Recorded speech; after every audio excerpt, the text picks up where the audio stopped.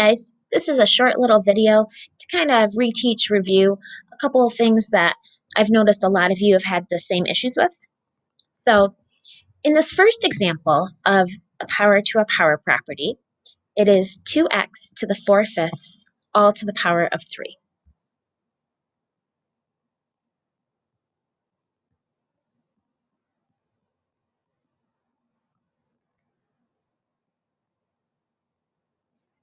So because the 2 and the x to the 4/5 are all inside the parentheses, it's all being raised to the power of 3.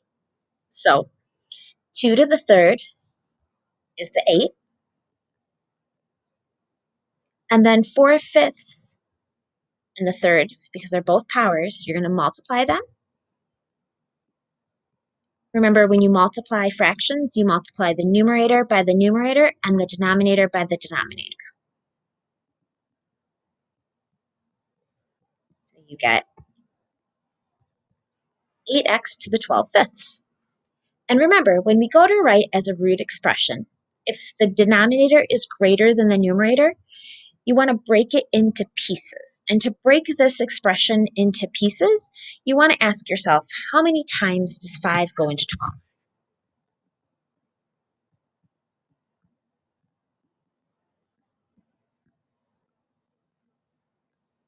So I know I can break it apart into 10/5 and 2/5.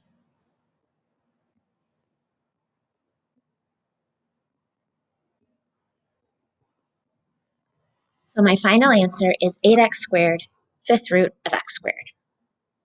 Now this next example is an example of the quotient property of exponents.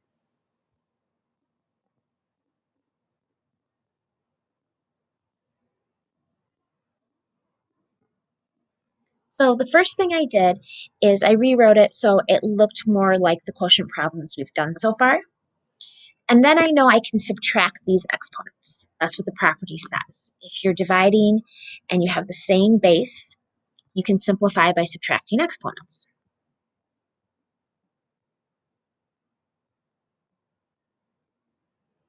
So -3 minus 7/4. When I learn fractions, I know that in order to subtract, I need a common denominator. So I'm going to multiply that -3 by 4/4.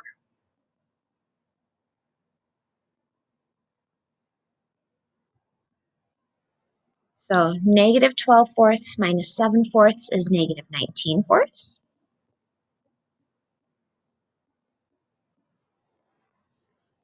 Because it's a negative exponent, I'm going to move the expression to the denominator. This will make my exponent positive. And then, like I did on the last example, I'm going to ask myself, how many times can 4 go into 19? So 4 times 4 is 16. So I'm going to rewrite.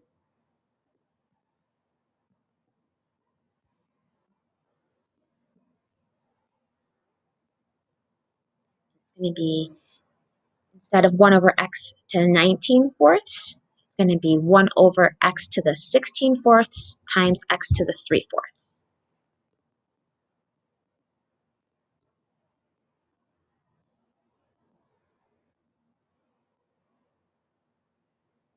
So the final answer is 1/x to the 4th root of x to the 3rd. I hope by seeing these couple examples that this will help you understand these concepts more clearly.